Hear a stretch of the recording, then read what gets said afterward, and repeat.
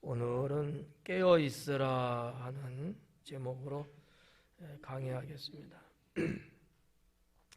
오늘 여기 기록되어 있는 말씀은 현재에 대한 내용이기도 하고 장차 되어질 종말에 대한 말씀이기도 합니다. 예수님은 그 두 가지를 다 마음에 두시고 하신 것이 아닐까 이렇게 생각돼요. 왜냐하면 이 말씀을 할 때 어떤 문법이 현재형으로 돼 있어요. 현재 과거 분사라든지 하여튼 이런 어떤 학문적인 것들로 되어 있는 것을 보면 예전부터 지금까지 해오고 앞으로도 그렇게 해야 된다고 하는 이러한 내용들이 담겨 있는 걸 보고 또 내용의 의미들을 보니까 지금 일어날 일들이 아니고 또 앞으로 일어날 일에 대해서 또 주님이 다시 이 땅에 재림에 오신 것에 대해서 여러 가지로 말씀을 하고 있는 것을 보면 이 말씀은 종말에 대한 초점이 더 맞춰져 있구나 라는 것을 볼 수 있습니다. 그렇지만 그 종말이라고 하는 것도 어떻게 보면 지금 내가 준비하고 있지 않으면 그게 무슨 의미가 있겠어요. 장차 어떠한 일이 일어난다는 것을 알아도 지금 내가 그걸 받아들일 수 있는 또 그걸 이겨낼 수 있는 여건이 안 되면 그거는 별로 의미가 없다고 볼 수 있겠죠. 그러니까 가장 중요한 것은 지금 내가 어떤 사람, 어떤 신앙, 어떻게 살아야 될 것이냐라고 하는 것들이 어떻게 보면 큰 주제어라고 볼 수가 있겠습니다. 종말에 대한 내용들은 사실 일반 성경에서는 그다지 많이 나오지는 않죠. 계시록이라든지 예언서라든지 이런 데서 좀 많이 나오는데 요즘 세상 돌아가는 거 보면 정말 아주 끝장판이 점점 되는구나라는 것을 더 피부적으로 느낄 수 있는 것 같아요. 한 20-30년 전에는 종말이라는 단어가 사실 세상에서 화두였습니다. 큰 이슈였고 특히 교회 안에서 교인들의 입장에서는 이것처럼 큰 주제는 없었죠. 근데 2000년이 넘어서고 또 이렇게 한 20여 년쯤 지나고 있잖아요. 이러다 보니까 사람들이 또 잊고 사는 것 같더라고요. 그래서 지금 그냥 편하게 살면 되지 이런 생각이 아마 붙잡혀 있지 않을까 이렇게 봐지는데 그래서 그런지 하나님이 21세기 들어와서 자연적인 어떤 재해를 많이 주는 것 같아요. 잊지 말라고. 그래서 화산이라든지 화산 폭발이죠. 지진이라든지 또 해일에 의한 거라든지 전쟁이라든지 또는 병충해 같은 바이러스 전염병에 대한 거라든지 또 성경 디모데서도 말하고 있지만 사람들에게서 사랑이 식어지고 사라지고 있다는 거라든지 이런 여러 가지 어떤 증상들이 20세기 때보다는 훨씬 많아진 것 같아요. 어제도 뉴스를 이렇게 보면서 사모님하고 그런 얘기를 해요.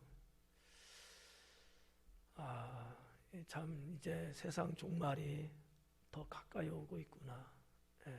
이런 얘기를 했습니다. 이게 이러다가는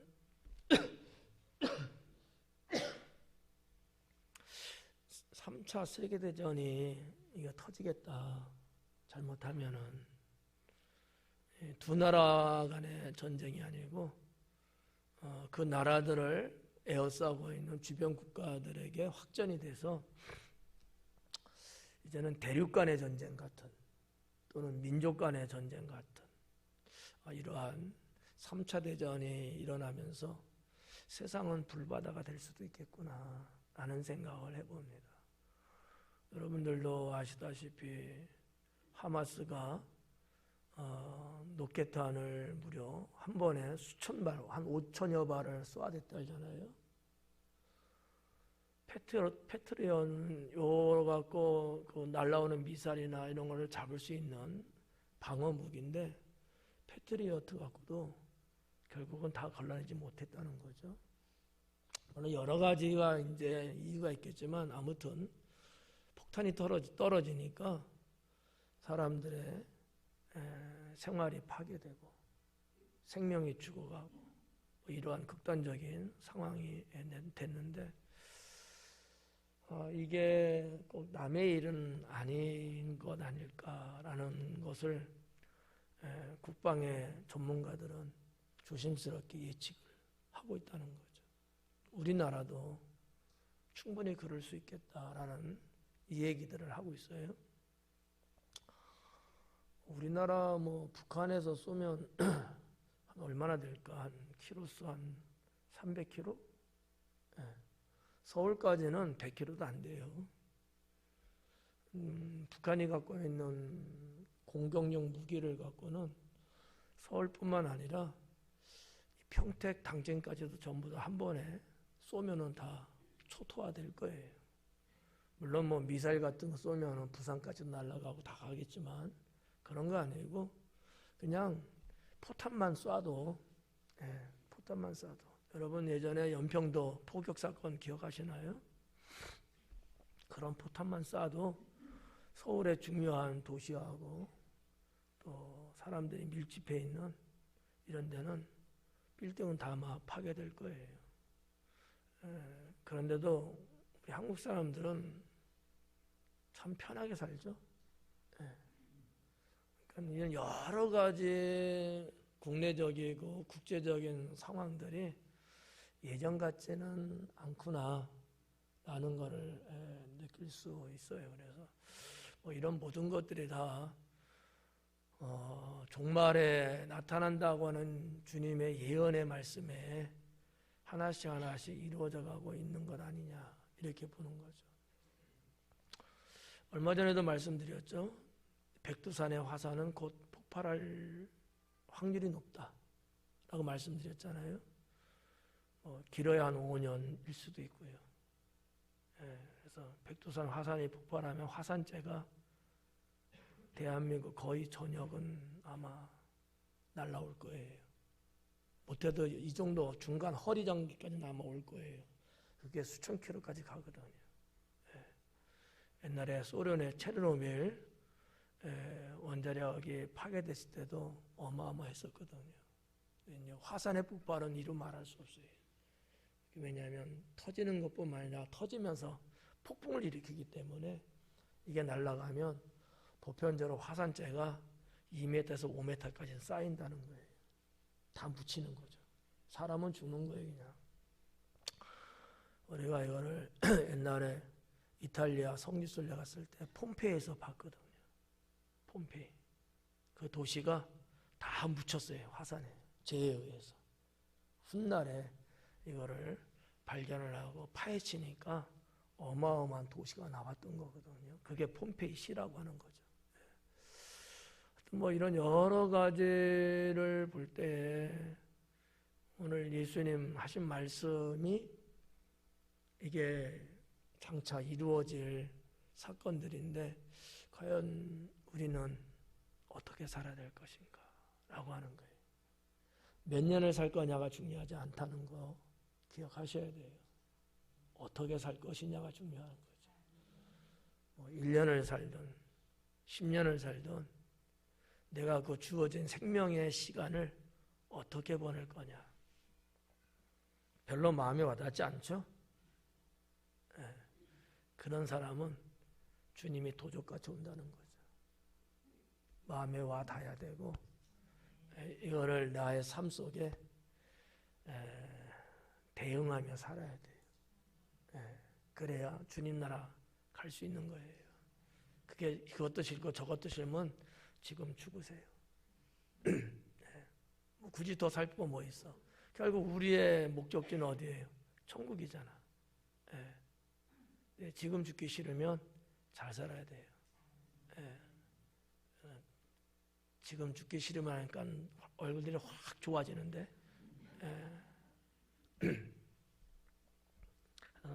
뭐 이런 여러 가지를 여러분들이 좀 모르고 살지 말고 좀 알고 세상이 지금 어떻게 돌아가고 있는가 이런 거 좀 보면서 신앙생활하면 훨씬 더 도움이 되지 않겠는가 이렇게 봐집니다.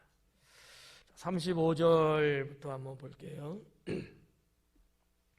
허리에 띠를 띠고 등불을 켜고 서 있으라 그래요. 허리에 띠를 띠고 등불을 켜고 서 있어라. 상당히 현실적으로 중요한 아주 중요한 말씀을 주님은 첫 번째로 꺼냈어요. 이건 무슨 의미냐 하면 그만큼 중요하다는 거거든요. 상황이 어떠한 이야기를 막 하신 다음에 결론적으로 어떻게 하라 이런 것들은 조금 부드럽죠. 근데 처음부터 상당히 결론적인 것들을 꺼내 놓으시면서 왜 그래야 되는지를 설명하는 것은 강력한 것을 의미하고 있거든요. 근데 35절이 바로 어떻게 보면 그와 같은 것이라 볼 수도 있다라는 거죠. 허리에 띠를 띠라는 거예요. 이 허리에 띠를 떼어라. 뭐 현대 사회에서는 뭐 이게 사실 잘 이해 안 갈 수도 있고 이게 도대체 뭔지 이렇게 할 수도 있어요. 그래서 뭐 농사 짓는 분들은 요즘 어떨지 모르겠네. 허리에 띠를 띠는지 요즘 뭐 옷들이 워낙 좋아서. 근데 이제 유대인들의 그 의복은 어떠냐면 그냥 그 여러분 포대자루 같은 거 있잖아요. 포대자루 몰라요? 모른 척하고 있는 것 같아서. 그냥 밀가루 포대 같은 그런 거 있잖아요. 이렇게 허연 천. 근데 이거는 하나는 뚫려 있고 하나는 막혀 있잖아요. 양쪽을 다 뚫는 거야. 그게 옷이에요. 쉽게 말하면. 그런 거 그냥 뒤집어 쓰는 거예요. 통째로. 그러니까 일을 할 때 어떨 것 같아요? 이게 무슨 뭐 슬림하게 뭐 나왔어? 그런 거 없어요. 그냥 민자야. 뭐 일을 하고 거동을 하려면은 이게 옷이 뭐 날리게 되고 이게 방해가 된단 말이죠. 그러니까 일할 때는 허리를 이렇게 끈으로 이렇게 묶는 거예요, 허리를. 그러면 아무래도 이렇게 좀 들어와서 뭐 팔을 움직이고 이렇게 또 걸어다니 이럴 때 그 날리는 그 옷자락이 방해를 하지 못하게 되겠죠. 그러니까 이 말은 무슨 얘기냐면 일할 자세를 말하고 있는 거예요. 예수님을 맞이할 자세를 암시하고 있다라는 거죠. 펄럭이고 이렇게 방해하고 걸리작거리고 이런 것들을 졸라매야 되는 거예요. 여러분 하나님 믿는 데 있어서 방해거리가 여러분 뭐가 있는가 한번 생각해 봐요.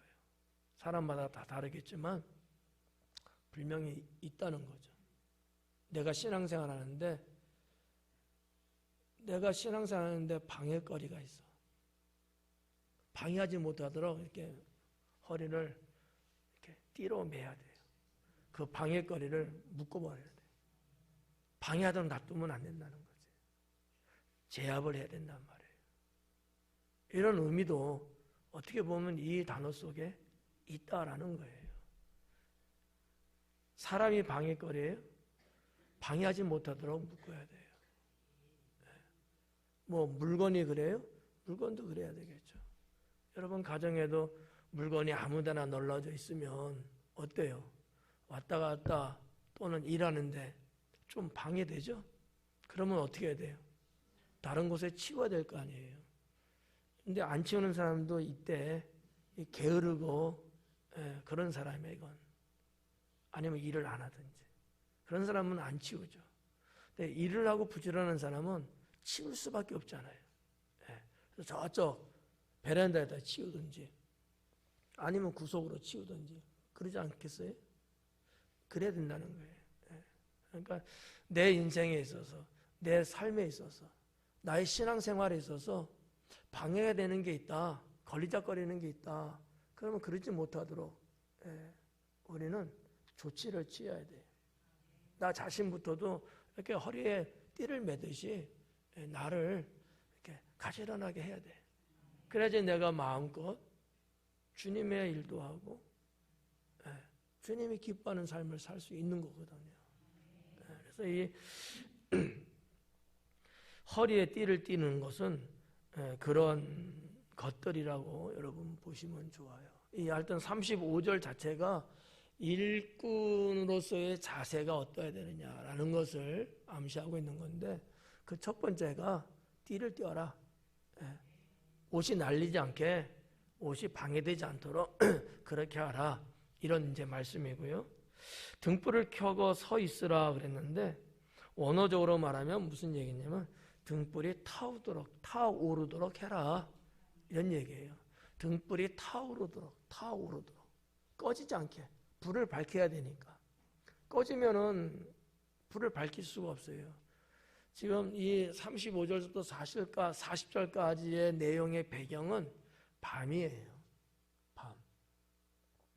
그래서 혼내서 돌아오는 주인의 예를 지금 예수님은 하고 계시거든요. 그러니까 이렇게 지금 대낮이 아니고 밤이라고 하는 거예요. 근데 뭐 그 시대는 무슨 전기불이 있고 뭐 이렇게 그런 게 아니잖아요. 캄캄할 수밖에 없거든요. 그러니까 이 어둠을 밝히려면 불을 켜야 되는데 이 불 꺼지면 안 되거든. 이런 거예요. 등불이 꺼지지 않고 타오르도록 해라. 이거를 우리 한국적 스타일로 좀 이렇게 번역한 것 같아요. 등불을 켜고 서 있어라. 근데 원어에는 사실은 없어요. 그냥 등불이 타오르도록 하라. 타오르도록 했으니까 거기 없겠어요? 당연히 있지. 허리도 이렇게 졸라맸는데, 띠를 띄었는데, 등불도 켜서 불이 막 타오르도록 했는데, 없겠어요, 사람이? 당연히 있죠. 왜? 이자는 지금 종이거든요. 일꾼이거든요. 없을 수 없는 거죠. 여러 가지 이런 것들을 한번 우리가 연상을 이렇게 그림을 그려보면 이게 딱 답이 나오는 거거든요. 여러분 혹시 뭐 캠핑 다녀본 적 있어요? 없어도 할 수 없고 캠핑을 하면 이거를 조금 더 이해할 수 있어요.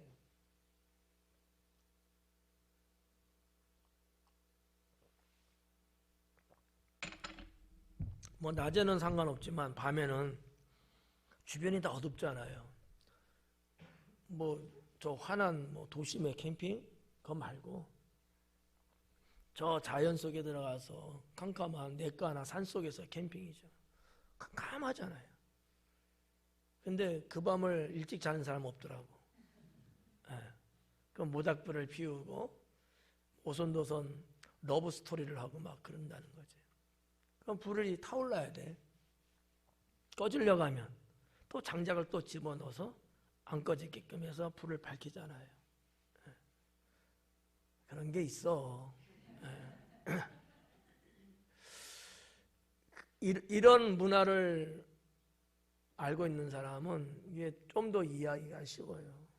근데 그러지 못하면 이해 못할 건 아닌데 이해하는 데 도움이 된다는 얘기죠. 그래서 등불이 타오르도록 해라. 이게 문장이 현재 완료형으로 됐다는 거예요. 완료 시제로 돼 있는데 체한다. 예전부터 그렇게 타오르게 왔고 지금도 타오르고 앞으로도 계속 꺼지지 않고 타오르게 하라는 거야. 그게 주님의 말씀 속에 있다는 거예요. 이거를 우리나라 말로 다 이렇게 안 쓴 거예요. 그냥 문장의 문법만 살려서 기록을 한 거예요. 35절만 봐도 이게 뭐구나 라는 거를 알 수 있다는 거죠. 36절에 너희는 마치 그 주인이 혼인집에서 돌아와 문을 두드리면 곧 열어주려고 기다리는 사람과 같이 되라. 저는 이 36절에서 마라나타를 생각해야 되지 않을까, 이런 거. 주님 재림에 대한 말씀을 이제 36절부터 실제적으로 언급을 해요. 그런데 예수님의 말씀의 요지 중에 하나가 뭐냐면 주님이 이 땅에 다시 오는 것을 사모하고 기다리라는 거거든. 그게 마라나타예요. 주님의 재림을 사모하고 재림을 맞이할 수 있도록 기다리고 이 신앙을 우리가 가져야 된다. 재림에 대한 신앙이 없으면 과연 구원이 온전할까? 라고 할 수도 있어요. 재림신앙이 없다면. 그러니까 구원신앙과 재림신앙은 쌍봉이에요. 구원신앙만 있고 재림신앙 없다, 이거는 틀린 거예요. 이거는 배우지 못했든지 잘못된 신앙이에요. 내가 예수님 믿고 구원받는다, 이 구원신앙이 있는 자는 반드시 다시 이 땅에 오신다는 재림신앙도 갖고 있는 게 맞아요. 이게 정답이에요. 근데 이게 없어. 못 배웠든지 잘못된 신앙이든지. 100이면 100, 만이면 만. 기독교 신앙 안에는 예수님 이 땅에 다시 온다는 재림신앙이 있어요. 그게 마라나타라는 거죠. 마라나타. 36절서부터 그거를 더 가깝게 느낄 수 있다는 거죠. 너희는 마치 그 주인이 혼인집에서 돌아와 문을 두드리면 곧 열어주려고 기다리는 사람과 같이 되라. 이런 사람이 되라는 거예요. 넌 이런 사람이 되라. 40절에는 안 나옵니다만 41절로 들어가면 베드로가 선생님, 이 얘기를 우리한테 하는 거예요? 저 사람들한테 하는 거예요? 이렇게 질문을 해요. 근데 예수님은 너희한테 하는 거야? 저 사람한테 하는 거야? 이렇게 즉답을 하지는 않아요. 그리고 말씀을 쭉 이어나가시면서 그 의미심장한 말씀을 하셔요. 이건 다음 주에. 자, 아무튼 여기 보면 열어주려고 기다리는 사람과 같이 되라는 거예요. 열어주려고. 근데 밤이에요. 밤입니다. 주인은 혼인집 갔어요. 아직 안 돌아왔습니다. 밤은 깊어가고 있어요. 자, 종은 어떻게 있어야 될까요? 당연히 깨어있지. 깨어있다는 말은 너무 그래. 기다리고 있어야지. 너무 속 보이는가, 깨어있다는 말은. 다 나왔어, 답이 벌써. 그러니까 깨는 건 맞는데 그것보다 더 앞선 자세의 모습은 기다린다고 하는 사실이에요. 주인이 나갔어요. 외출했어요. 근데 감히 종이 먼저 잠을 청한다? 이거는 노예시장에 팔아버려야 돼. 쓸모가 없는 종이에요, 이거는요. 저는 애들이 밖에 나가면요, 들어오기 전에는 잠을 안 자요. 애들이 들어올 때까지 앉아서 기다리고 있어요. 제가 종이잖아. 아이들의 종. 저는 좀 그런 게 있어요. 이게 아마 우리 집안의 문화였던 것 같아요. 부모님의 그런 모습들을 보면서 컸기 때문에 그러려고 그런 건 아닌데 그렇게 몸에 배어 있어. 썰렁하다. 여러분 먼저 주무셔요? 주무셔야 괜찮아요. 뭐 자식이 용서하면 되지 뭐. 근데 이제 뭐 이렇게 뭐 가볍게 며칠 정도면 또 괜찮은데 조금 뭐 이렇게 먼 데 갔다 온다든지 뭐 하여튼 여러 가지 또 좀 상황이 좀 그럴 때는 또 잠을 또 일찍 청하기는 좀 그렇잖아요. 아무리 자식이라도. 근데 여러분이 지금 봐봐요. 대상자가 주인과 종의 관계거든. 부모와 자식 관계에도 사람이 내 식구가 나갔다가 안 들어왔으면 그렇잖아요. 그 이스라엘 어떤 남편이 자기 아내가 하마스에 인질로 끌려간 거예요. 예. 근데 상당히 고통스러워하더라고. 잠이 안 온다는 거지. 잠을 잘 수가 없다는 거예요. 그렇겠죠. 우리도 아마 그 입장 되면은 똑같을 거예요. 이런 사람이 한두 사람이 아닌 거예요. 뭐 200여 명 정도가 인질에 갈 때니까 뭐 그럴 수밖에 없죠. 이 예수님의 이 말씀을 우리가 정말 현실적으로 곱씹어 봐야 돼요. 나는 주님을 구주로 믿고 있는 자인데 주님이 다시 이 땅에 오신다고 말씀하고 승천하셨는데 나는 그 주님이 오신다는 걸 알고 있어요. 우리는 이미 성경을 통해서 알고 있거든요. 그 주님을 나는 정말 기다리고 있냐는 거예요. 그래서 마라나타 말씀을 드린 거예요. 정말 기다리고 있냐 이거예요. 믿는 건 믿어. 믿는 건 믿는데 믿는 얘기가 아니거든 지금. 믿는 자라면 다시 이 땅에 오신다는 주님의 그 약속을 믿고 기다리고 있냐는 거지. 이 기다리고 있는 신앙이 별로 없다는 거예요 요즘은. 그냥 사는 거야. 그 마라나타 신앙이 없다는 거예요 거의. 그 자에게 과연 재림이 복으로 올까 화로 올까? 나는 화로 올 거라고 생각이 돼요. 기다리지 않는다는 얘기, 그런 신앙이 없다는 얘기는 이미 나는 이 세상에 묻혀 살고 있다는 얘기거든. 좀 전에 여러분이 말한 것처럼 깨어있지 못하고 있는 거예요 그건. 그러니까 우선은 주인이 나갔으니까 온다고 하는데 언제 올 줄 몰라. 그러니까 올 때까지는 기다려야 돼. 그러려면 깨어 있어야 되고, 그러려면 준비하고 등불을 밝히고 불을 밝히고 있어야 될 거 아니에요. 주인이 집에 들어오는데 집에 캄캄하게 불이 다 꺼졌어. 이게 되겠어요? 불을 켜놔야지. 그러니까 여러분 애들이 나갔어, 식구들이 나갔어, 들어올 식구들이 있어. 도저히 못 기다리겠어 졸려서. 그러면 주무시되 불은 켜놔야 돼. 그건 정도는 해야지. 그거 정도는 해야지. 그러다가 기척이 나면 바닥 깨든지. 어떤 이 말세에 우리가 어떤 자세를 갖고 사느냐, 이거를 이제 제가 말씀을 드리는 겁니다. 그래서 이 36절을 보면 종이라는 존재는 어떠해야 되냐, 두 가지를 좀 언급한다면, 첫째는 충성스러워야 된다. 충성. 내가 종이니까, 종으로서의 충성이에요. 종이니까 당연하죠. 주인한테 충성해야 되는 문제거든요. 종은. 그거 안 하면요, 이 당시에는 노예 시장이 있어요. 팔 수 있는 문제거든요. 불필요한데 밥만 축낼 거 아니야.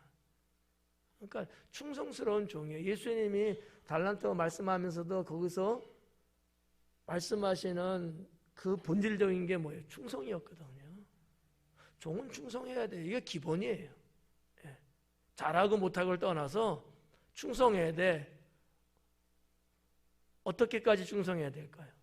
죽기까지 충성하는 거예요. 내 목숨을 바칠 때까지 충성하는 거예요. 주인을 위해서 내 목숨 내놓을 수도 있어야 돼요. 그게 충성의 큰 의미거든요. 두 번째는 기다리는 거죠. 36절에 있는 말씀처럼 이게 종이다라는 거예요. 종이 주인이 외출하려고 그래요. 그러면 종은 어떻게 돼요? 미리 주인님의 외출을 준비해드리고 외출할 때 배웅하듯이 딱 나가서 기다리고 있어야 돼요. 주인이 벌써 나가고 있는데 그제서 뛰어나온다? 이건 틀린 거예요. 종은 딱 와서 대기하고 있다가, 그죠? 여러분 드라마 많이 보잖아요? 그러면 그 운전기사 그분들 보면 어때요? 미리 다 이렇게 차에 딱 대기하고 있잖아. 주인이 오면 어때요? 차문 열어주잖아. 이런 대접 받아봤어요? 그러니까 이게 나를 고용한 사람에 대한 가장 기본적인 예의가 충성이거든요. 그래서 주인이 엉덩이만 딱 뒤밀고 이렇게 타면은 문을 또 이렇게 딱 닫아주고, 그리고 막 뛰어서 와서 운전하고. 도착지 왔는데 어때요? 주인이 안 내리고 있어. 가만히 앉아 있어. 아니 손이 없어, 발이 없어. 그럼 또 운전하신 분이 또 내려서 와갖고 또 문 딱 열어드리고 인사 깍듯이 하고. 여러분 드라마 하나를 보더라도 배워야 돼. 뭘 배워요? 엉덩이 이렇게 앉아있는 거 배워요? 그거 아니지. 충성이라는 거. 이 액션은 뭐가 될지 몰라. 움직이고 행동하는 건 뭐가 될지 모르지만 충성이라는 건 배워야 돼. 충성.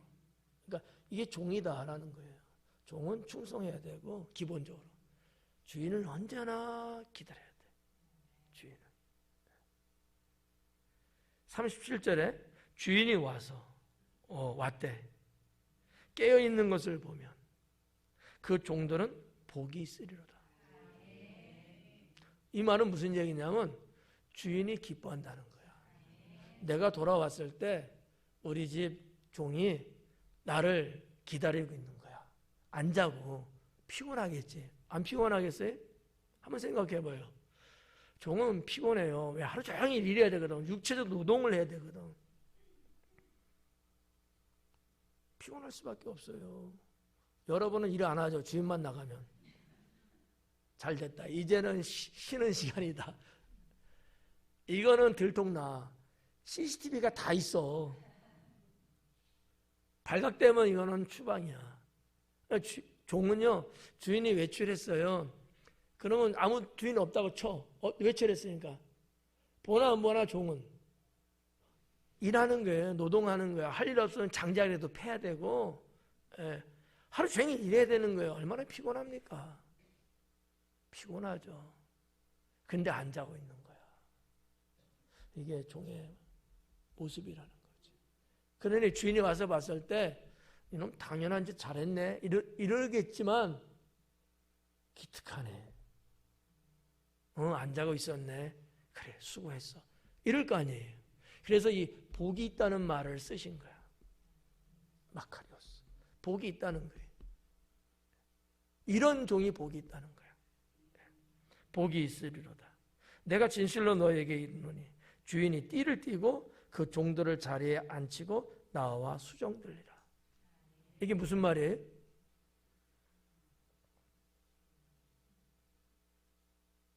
여러분 성경 이거 안 읽어봤지? 이게 무슨 말이냐고. 제가 다시 한번 읽어드릴게요. 한번 잘 봐봐요. 내가 진실로 너에게 이르노니 주인이 띠를 띠고 그 종들을 자리에 앉히고 나와 수종 들리라. 뭔 얘기예요? 에? 크게요. 잘 안 들려.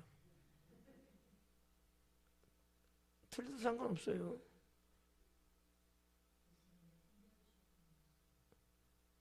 여기서 말하는 주인은 주님이에요. 주인이 종이 그렇게 섬겨야 되잖아요. 근데 아닌 거야. 복 있는 종을 주인이 그렇게 해준다는 거야. 이게 말이 돼요? 이거는 보상의 의미가 아니에요. 은혜의 의미예요. 주인이 돌아와서 그러는 거 아니에요? 주님이 이 땅에 다시 재림하시고 성도들을, 충성스러운 성도들을 어떻게 대하는 거예요? 이렇게 은혜를 베풀어 주신다는 거예요. 주님이. 이 누가는 말이죠. 누가는 마태나 마가하고는 조금 달라요. 뭔 얘기냐면 여기 내가 진실로 너에게 이른다 하잖아요. 이런 표현을 누가는 잘 안 해요. 마태와 마가는 좀 잘해요. 누가복음에는 24장으로 구성됐는데 한 3번인가 몇 번밖에 없어요. 거의 안 하는 거예요. 이런 걸 보면 마가는 조금 자기 정체성에 뚜렷한 것 같아요. 긴 건 긴 거, 아닌 건 아닌 거. 자기의 관점에서 봤을 때 맞으면 하지만 아니면 안 하는 거. 이 기질이 조금 느껴질 수 있지 않을까 이렇게 저는 이제 보는데, 내가 진실로 너에게 이런 표현을 안 한다는 게 누가는 어떨 때 했느냐면 확실하고 분명하고 정확할 때만 겨우 했어요. 이 얘기를 드리는 건 뭐냐면, 주인이 안 돌아왔는데 돌아올 때 기다리고 깨고 등불을 밝히고 있고 이러한 종은 복이 있다잖아요. 이게 분명하다는 거예요. 그래서 내가 진실로 너희에게 있는데 여기 아멘을 쓴 거예요. 될 거라는 거예요. 그렇게. 예. 저는 이런 내용을 하나만 보면서도 우리가 장차 주님 앞에 충성을 하면 장차 주님으로부터 이러한 대접을 받는 거야. 받는데 종이 했으니까 받는 이 보응의 대접은 아니라고 봐요. 이거는 격상의 문제에서 이거는 맞지 않아요. 은혜의 대우를 받는 거야. 보상의 대우보다는 은혜의 대우를 받는다 보는 게 좀 더 맞지 않을까. 뭐 보상이라고 말해도 상관없는데 굳이 주인이 그렇다고 종이 그렇겠다 해서 해줄 이유는 없거든요. 그건 종이 당연히 할 일이에요, 그냥. 그러니까 은혜 쪽으로 보는 게 훨씬 맞다. 은혜 쪽으로. 그래서 뭐 다른 우리가 성경을 쭉 보면 장차 우리가 종말에 이제 주님 재림하시고 백보자 심판들을 막 이래가지고 우리가 이제 천국에 있을 때 우리는 믿음의 백성들, 구원받은 백성은 다 뭐라고 보냐면 왕이라고 보는 거예요. 왕이라고. 예수님은 왕의 왕이시고, 왕이라는 개념은 뭐냐면 치리한다는 거거든요. 다스린다는 거예요. 이 세상 살면서는요, 다스림을 받고 살아요. 죄에 눌려 살고 사람들한테 치여 살고 막 이렇게. 하나님의 은혜의 나라 안에서는요, 오히려 그런 걸 지배하고 살아요. 명령하고 살고 이렇게 산다. 그래서 왕의 개념이 그런 거거든요. 그런데 예수님으로부터 우리는 천상에서 그런 어떤 은혜의 그 보답을 받으며 살아가는 존재가 된다는 것도 이 37절에서 조금 느낄 수 있지 않을까라는 생각을 해봅니다. 주인이 띠를 띈대요.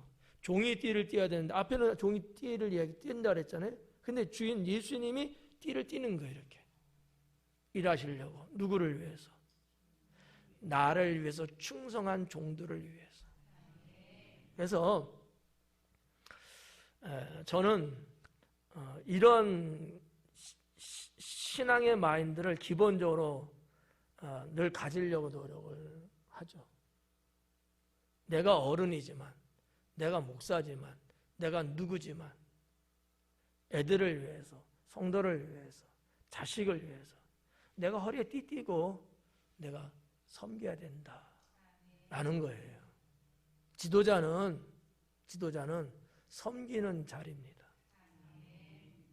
이 말이 뭐 이상하게 들릴 수도 있는데, 지도자는 지배하는 자리는 아니고요, 섬기는 자리예요. 지도자들은 피지도자를 섬겨야 돼요. 예수님처럼. 그래서 예수님이 그랬잖아요. 내가 섬김을 받으러 온 것이 아니요 도리어 섬기러 왔노라. 맞죠? 그 말씀을 여기 또 하신 거예요. 주인인 내가 허리에 띠를 띠고 너희들은 편안하게 자리에 앉히고. 이게 진짜 릴렉스야. 우리들이 앉는 건 릴렉스가 아니야. 근데 이 유대인들의 앉는 모습은 릴렉스야. 이렇게 쫙 누워서. 누울 수도 없네. 이렇게 앉혀드리고 수종을 든다는 거야. 아니, 예수님인데 그렇게 하신다는 거야. 이런 것들을 우리가 보면서 배워야 된다. 윗사람이 아랫사람을 그렇게 섬길 때 그 아랫사람은 윗사람을 존경하게 되고, 그게 아랫사람을 다스리는 최고의 법칙입니다. 짓눌러서 다스리는 게 아니라 섬기면서 다스리는 거예요. 섬김을 통해서. 그렇잖아요. 저 사람 내가 볼 때 우리 사장님인데 나를 너무나 잘 해주는 거야. 그런 사장님한테 대들 수 있어요? 대들 거리가 있어도 지금까지 내가 이렇게 대접받고 한 게 있으니 어떻게 대들어요? 인지상정이라 하잖아. 그러니까 예의를 갖추고 내가 막 그렇게 할 건 아니겠어요? 그러면서 이렇게 직장에서도 아래 부하 직원들을 따를 수 있도록 하는 거지. 가정에서도 마찬가지, 교회에서도 마찬가지고, 나라에서도 마찬가지고. 위에 있는 사람, 지도자들은 아랫사람을 예수님 말씀처럼 섬기는 거다. 대신 예수님 주인만 그러는 건 아니고요. 아랫사람도 여기 종처럼 충성을 하는 사람이 돼야 된다. 이러면 서로가 이제 잘하는 거잖아요. 이러면 여러분 서로가 잘하는데 무슨 회사에서 이거 합니까? 이거 할 리가 없잖아. 서로가 잘하는데. 그렇잖아요. 나라에서 여러분 뭐 피켓 들고 데모하고 서로 그냥 머리통 깨지도록 싸우고 이거 할 필요 있어요? 아니 서로가 잘하는데. 그러니까 주님의 신앙과 정신을 우리가 제대로만 갖고 살면은 문제 없죠. 그리스도인들이, 크리스찬들이 어디에 있든 간에 주님의 이러한 말씀의 삶을 살아만 주신다면 이 세상은요 바뀌었어요. 벌써 믿는다는 사람들이 섬기지 않고 살아서 문제인 거죠. 어떻게든지 이렇게 섬기려고 할 때 우리는 그렇게 살아야 합니다.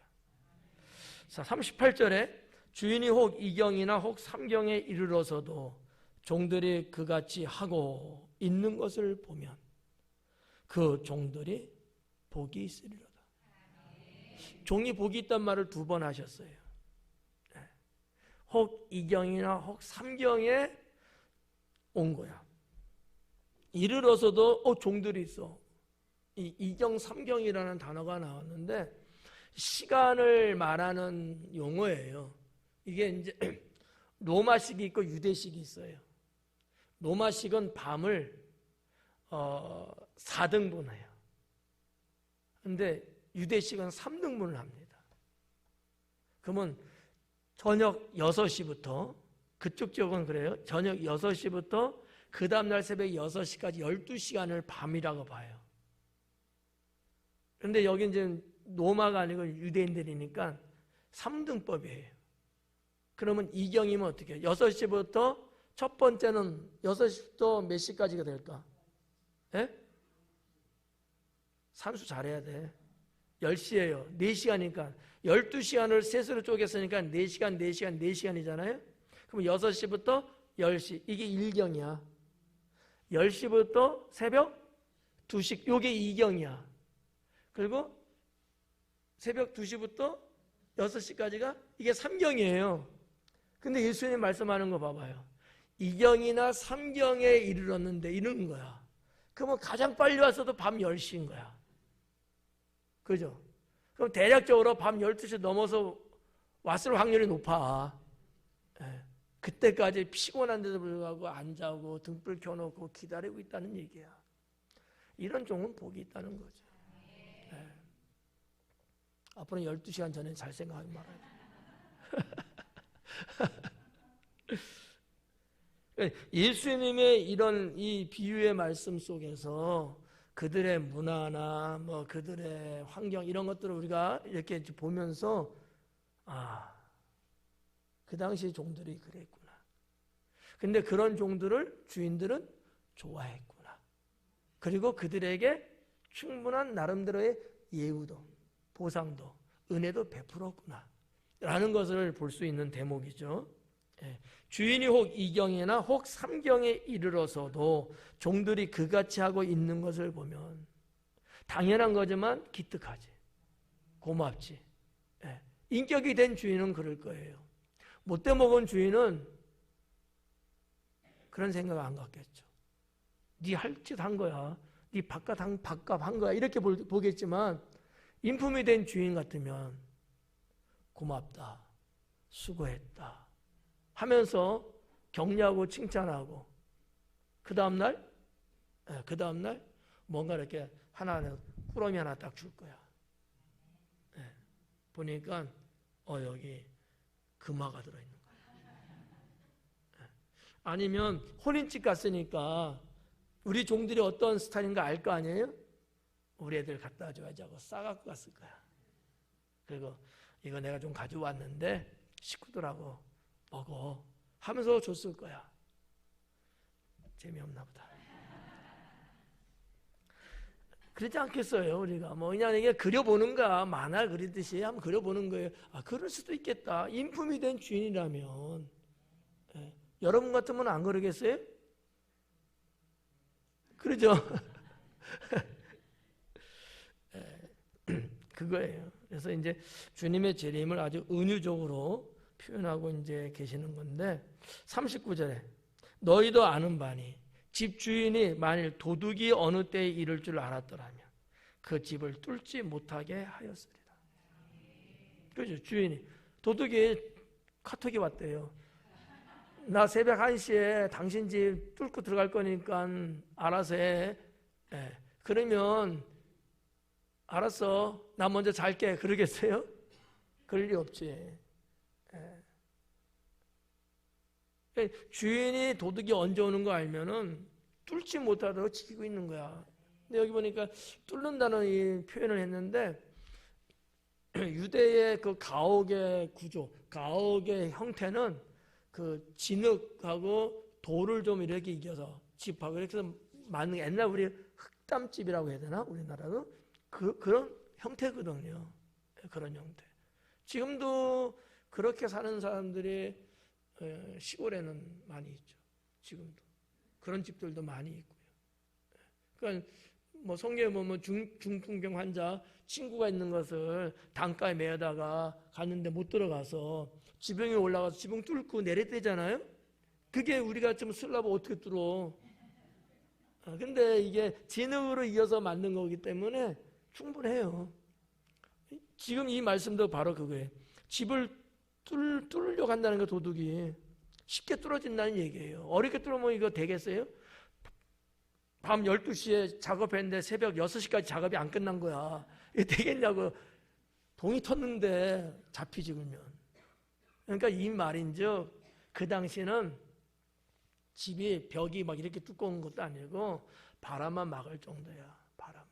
왜냐하면 중동이잖아요. 중동의 가옥들이 벽체가 두껍지가 않아요. 바람만 막어.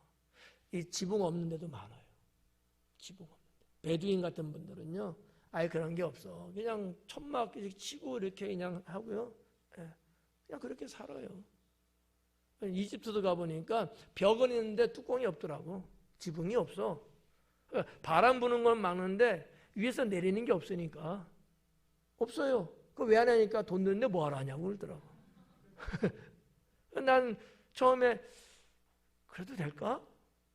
근데 곰곰이 생각해 보니까 가능하겠더라고. 그 지역의 기후 환경이 그런 거, 기후 환경이. 안 해도 되는가, 지붕 없어도. 우리처럼 뭐 이슬 떨어지고 뭐 냉기가 있어서 이런 게 없어요. 밤에 춥긴 한데 비가 쏟아질 이유가 없어. 왜냐하면 1년에 강우량이 거의 없거든요. 가능한 거야. 그때만 살짝 피하면 되고. 그러니까 벽을 세웠어도 지붕 있어도 두껍게 막 이렇게 안 하고 보니까 얇더라고요. 하경이가 발로 차면 무너질걸? 그냥 그 정도예요, 그냥. 그러니까 뚫기가 쉽죠. 그래서 이제 이런 말씀을. 과연 주인이 알았는데 뚫도록 놔두겠느냐? 무슨 얘기예요? 깨어있다는 얘기예요. 깨어있다는 얘기죠. 내가 다시 온다고 하는데 너희가 잠자고 있으면 되겠냐? 온다고 했는데 깨어있어야 된다는 얘기죠. 40절에 그러므로 너희도 준비하고 있어라. 준비하고 있으래요. 그러니까 너희도 준비해라. 내가 이렇게 지금 은유적으로 지금 예를 들었잖아. 무슨 말인지 알았지? 너희도 이 종처럼 주인처럼 준비하고 있어라. 자, 종의 예를 하나 들었고요. 주인의 경우를 또 들은 거예요. 맞아요? 앞부분은 종이 기다려야 되잖아요. 뒤에는 주인이 기다리는 거예요. 도둑이 온다고 하는 것을 가상해서. 이게 별거 아닌 것 같지만 41절로 내려와서 아까 말씀드린 거. 누구한테 하는 얘기예요? 우리예요? 저들이에요? 둘 다 된다는 거야. 이게 잘 모르면 무슨 말인지 몰라요. 그냥 읽을 땐 전혀 알 수가 없는 내용인데 분석을 해보면 이 답이 나오는 거야. 주님은 누구한테만 말한 게 아니고 종이든 주인이든 깨어있고 준비해 있어야 된다는 거죠. 네. 목사든 성도든 어른이든 아이든 모든 이들이 다 그래야 된다는 거예요. 40절에 너희도 준비하고 있어라. 제자들이죠. 생각하지 않은 때에 인자가 오리라. 자, 이렇게 보면 40절에 와서 이 말씀의 그 근간, 이 말씀의 근본적인 목적은 초점이 어디가 있는 거예요? 재림에가 있었던 거예요.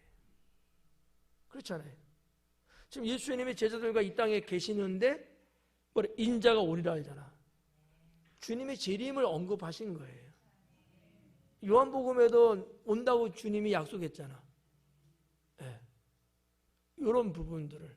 그래서 이 말씀은 지금 현재의 것을 이야기하는 것 같으면서도 주님 재림에 대한 거, 그 재림을 어떻게 우리가 상대할 것이냐 준비해야 되고 깨어 있어야 되고, 네. 그래서 주인 되시는 예수님이 오시는 것을 맞이할 수 있는 신앙인이 돼야 되는구나 라는 것을 알 수 있다라는 거죠.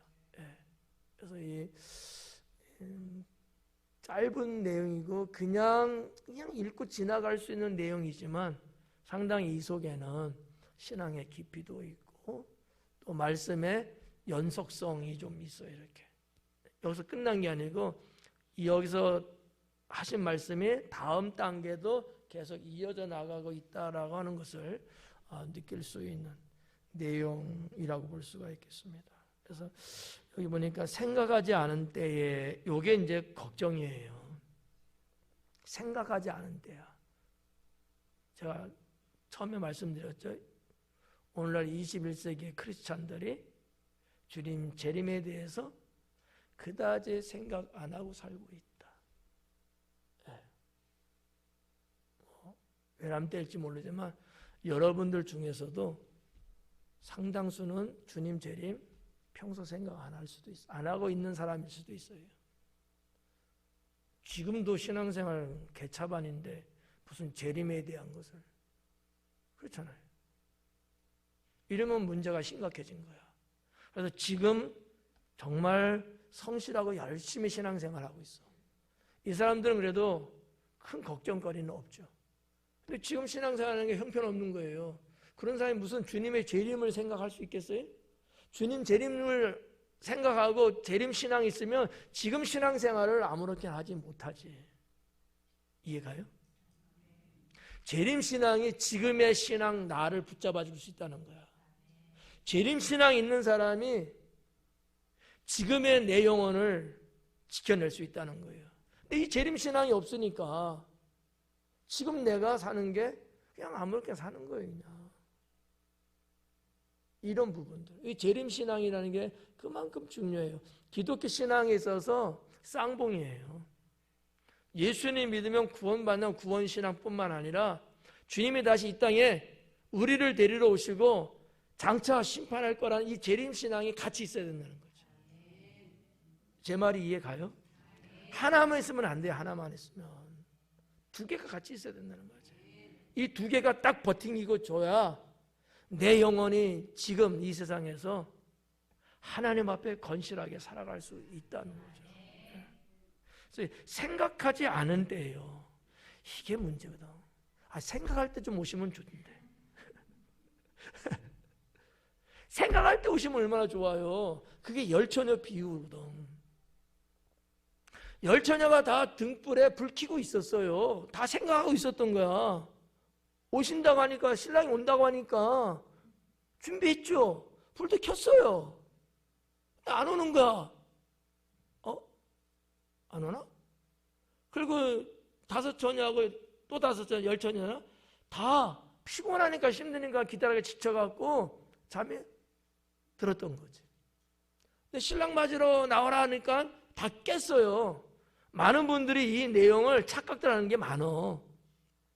다섯 처녀, 미련한 처녀는 자고 그 다음에 슬기로운 다섯 처녀는 깨어 있었다. 이렇게들 생각 많이 해요. 틀렸어요, 그건요. 10명 다 피곤해서 잠에 들었었어. 그게 포커스는 뭐냐 하면은 등불에 기름이 있냐 없냐의 차이였어요. 신랑 맞으라 하니까 어때요? 10명 다 일어났어요? 아니면 슬기로운 다섯 처녀만 일어났어요? 다 일어났어요. 일어나서 보는데 맞으러 나오라만 했을 뿐이지 아직 안 왔어. 통보만 온 거야. 근데 보니까 등불에 기름이 없는 거야, 5명은. 그 문제거든. 우리가 신앙생활 하면서 늘 말씀 듣고 이렇게 살아야 된다. 주님이 이제 상황이 이렇다. 그럴 때, 그래? 그럼 여기까지는 다 똑같아. 문제는 내가 그 신앙을 이어나갈 수 있는 주님을 맞이해서는 영적 기름이 내게는 부족하다는 거지. 신앙이 부족하다는 얘기예요. 이게 충만한 사람은 걱정이 없죠. 그러니까 여기 생각하지 않을 때에 이게 문제라는 거야. 제가 볼 때는 생각할 때 오시면 얼마나 좋아. 생각하지 않을 때 온다는 거야. 그럼 이게 뭐냐? 현대 사회로 보면 이게 뭘까? 사람들이 평안하다 그럴 때 무슨 일이 있어? 별 걱정을 다 해. 이렇게 할 때 이게 성경 어디에 보면 나오냐면 노아 시대 때. 이렇게 화창한 날에 무슨 비가 온다 그래.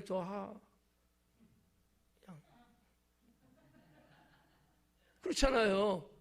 정말 천국 마비같이 이렇게 그냥 하늘이 개청하고 말이죠. 푸른 하늘 보이고 전혀 구름이라는 게 없어. 안 보여. 그렇잖아요. 그 지역 자체가 원래 무슨 비가 그렇게 그런 거야. 생각지 않은 거예요. 생각지 않은 거야. 평안하다 할 때 예언된 말씀이에요. 그때 주님 온다 그랬어요. 평안하다 올 때 주님 온다 그랬던 거거든. 평안하다고 여길 때 여러분 지금 살기 딱 좋아. 이럴 때 조심하셔야 돼. 주님이 오실 수도 있고 내가 주님께 갈 수도 있어. 어쨌든 종말이야. 주님이 와서 종말이고 내가 가도 종말이야. 평안하다는 게 이게 문제고요. 신앙이 좀 사라졌을 때, 믿음이 떨어지고 신앙이 꺾이고 이럴 때가 뭐야? 생각지 않은 때예요. 그렇잖아요? 열심히 신앙생활 하시는 분들은 생각 안 해요? 생각하죠. 생각 안 할 때 언제예요? 내 신앙이 세상으로 꺾였을 때야. 그때는 생각 안 해요. 그럴 때 주님 오신다는 거예요. 하여튼 주님 오실 때가 되면 믿는 자의 수가 급격하게 떨어진다는 사실이에요. 지금도 계속 하얀 곡선을 그리고 있습니다.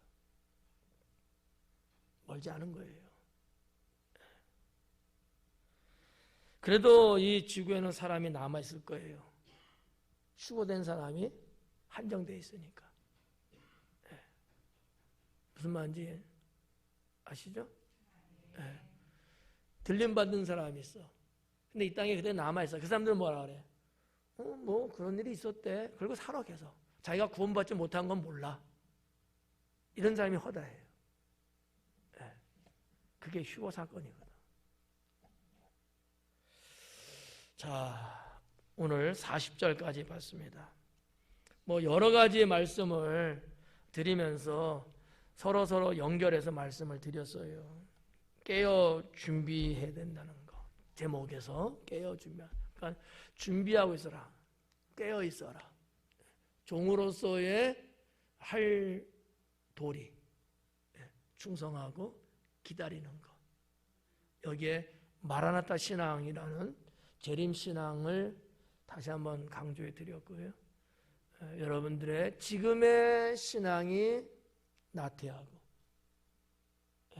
믿음이 꺾이면 그것이 생각지 않은 때라는 거죠.